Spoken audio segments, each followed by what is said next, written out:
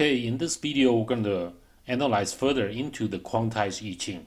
So before we go further into how we actually quantize it and how we analyze it, let's review some key concepts from the previous video. And in the previous video, we defined the willful action. If it results in misfortune, it's more wrong. If the willful action results in auspiciousness, it's called more right. And that's the fundamental definition of right and wrong within I Ching's interpretations. And we also said in I Ching, basically, the complete sets of I Ching try to capture all human experiences. And of course, when you try to do that, you can divide them into 2 categories, 4 categories, and ultimately divided them into 64 categories, and each represented by a hexagram. And that's kind of a intention of this systematic representation here. And we also mentioned from that basis, we analyze every hexagram within the I Ching, and we try to quantize that particular information within that particular hexagram.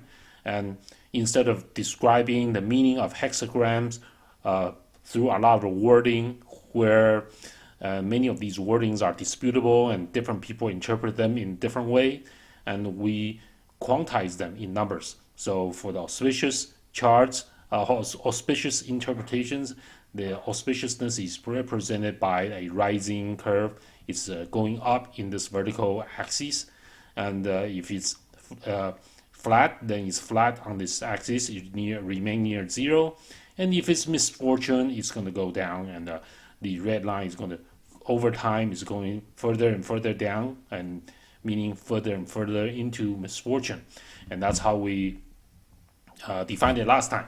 Okay, so the natural question is, well, how did we exactly quantize it? So let me demonstrate an example how we actually use such a setting. So let's say I want to the first hexagram on the 5th line, and interpretation of that line, what would it be? So what would we would put into our database, and you can see we actually did a lot of experiment on the hexagram 1 and line 5, and then we come up with these experimental sets. They generate a value, and they generate a value that represented quantitatively more auspicious or more misfortune. And in this case, I have 5 data points, and they all pointed upwards, and what we have as a final diagram, we usually go like this, and in our database, where we just clear out all the other content, and we draw a line, and that's what that hexagram 1 line 5 to be. So it has the red line with the 1 standard deviation on either side of it. And so that's how we kind of get the quantized interpretations for each of the hexagram. Now let's get back to this. But when you do these kind of quantization, then some interesting analysis can be performed. For example, my natural reaction is, well, so what is the most auspicious hexagram in the whole I Ching? So to answer that question, first I have to look at this chart. How do I define this particular hexagram is most auspicious? So I would take the average value of this red line. If the red line hang around in the positive area of this axis, and the positive axis, vertical axis, then I call it more auspicious. And if you hang around more in the misfortune area, of course, they are called more misfortune. So we're looking for the one that's the hexagram where the sum of all 6 lines, the quantized results of all 6 lines, the sum of them are the highest in the positive area. So that's what we did. So we did this for all 64 of them, and here's the chart we come up with.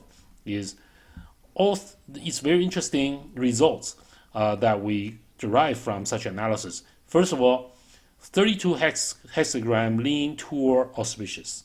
Their sum of all 6 lines lean toward auspiciousness. and 32 of them lean toward misfortune. But they are not evenly distributed.